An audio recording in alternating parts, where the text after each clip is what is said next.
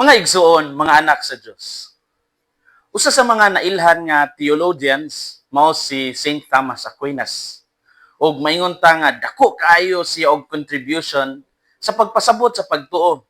Dili lamang sa iyang kapanahunan kundi hangtod sa atong kapanahunan karon. Kung diin daghang mga pagpasabot sa mga doktrina nga gikan kaniya.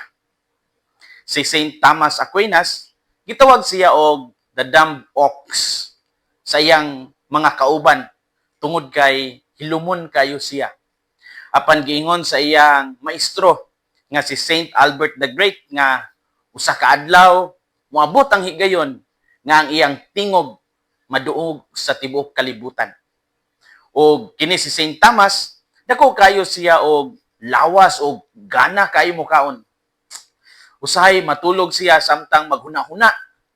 O sa dihang mumata na siya, kumpleto na ang ideya sa iyang mga sinulat.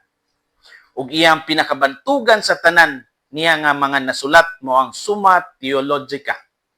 Wala pa niya nahumana tungod kay miingon siya nga ang tanan niyang sinulat murag straw kung itandi sa iyang kasinatian sa Dios.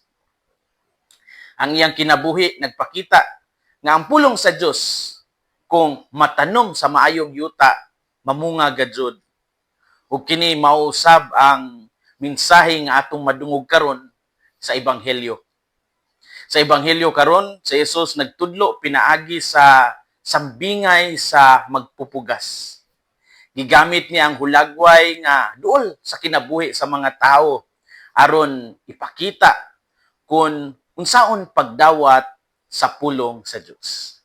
Ang binhi mao ang pulong ug ang yuta mao ang kasing-kasing sa tao. Dili tanan parehas og tubag sa pulong sa Dios.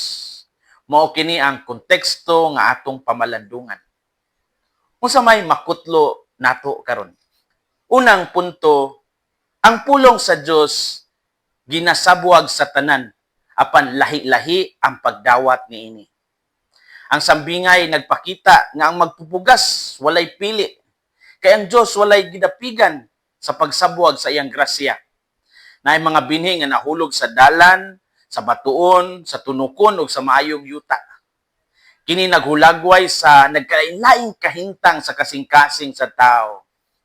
Ang pulong sa Dios usara apan ang tubag sa tao mao'y nagkalain-lain.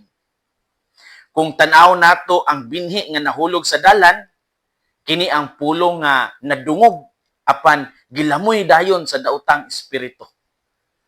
Pila ka higayon nga nadungog nato ang pulong sa Dios apan gilamoy dayon sa chismis, social media o atong mga kaugalingon nga mga kalagot.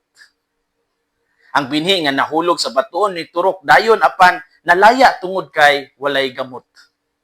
Kini naghulagway sa kalipay nga walay igo nga giladmon. Daghan ng Kristiyanos nga malipayon kung sayon ang tanan apan mukunhod ang pagtuo kung naay pagsulay. Ang pulong sa Dios ginasabwag sa tanan apan lahi-lahi ang pagdawat niini. Ikaduhang punto, ang maayong yuta mao ang kasing-kasing nga andam sa pagpaminaw, pagdawat ug pagtuman. Those sown on good soil hear the word, accept it and bear fruit. Mark 4:20. Kadtong gitamnan sa maayong yuta mao kadtong naminaw sa pulong mudawat niini og mamunga. Tulo ka lihok ang makita: pagpaminaw, pagdawat ug pagtuman. Dili lang igo ang pagpaminaw lang. Ang pulong kinahanglan masabtan og ipuyo sa kinabuhi. Ang maayong yuta nagkinahanglan og pag-atiman. Ang pagtuman sa pulong sa Dios mao ebidensya sa tinuod nga pagtuo. Ang atong pagampo, ang atong pag-alagad ug ang atong paghigugma mao ang bunga sa pulong sa Dios. Ang bunga dili parehas tanan, apan tanan bililhon. Ang uban mamunga og 30, ang uban 60, ang uban usa ka gatos. Kini nagpasabot nga dili tanan parehas og kapasidad apan ang Dios malipay sa matag tinuod nga paningkamot. Mao nga ayaw ikumpara ang imong kaugalingon sa uban. Paningkamuti ang pagkamatinumanon base sa kahintang nga gihatag sa Ginoo kanimo. Ang pulong sa Dios dili gayud masayang kung adunay kasing-kasing nga anda mo dawat. Sama kang Saint Thomas Aquinas nga ang pulong sa Dios mitubo ug namunga sa kaalam ug pagkabalaan. Ang maayong yuta mao ang kasing-kasing nga andam sa pagpaminaw, sa pagdawat ug pagtuman. Story time. Si Saint Thomas Aquinas, usa ka higayon, gisulayan pagtintal sa usa ka babay nga gipadala aron ilikay siya sa iyang bukasyon. Siya usa ka batan-on nga Dominican pa kaniadto nga puno kayo sa determination sa pag-alagad sa Dios. Kining babadji nisulod sa iyang lawak ug misulay sa pagdani kaniya. Apan pagkakita ni Saint Thomas, nikuha siya og nagdilaab nga kahoy gikan sa kusina. Iyang gihadlok ang babae og gipapahawa. Human niini, miduko siya og nagampo sa Dios. Ang tentasyon sama sa tunok nga gusto mupalong sa Dios ng pulong. Apan ang kasing-kasing nga maayong yuta mula hutay og magpabilin sa grasya. Ang bunga mao ang pagkabalaan nga iyang gipakita sa tibuok kinabuhi. Mga igsoon, mga anak sa Dios, ang sambingay sa magpupugas, nagdapit ka nato sa matinud-anon nga pagsusi sa atong kasing-kasing.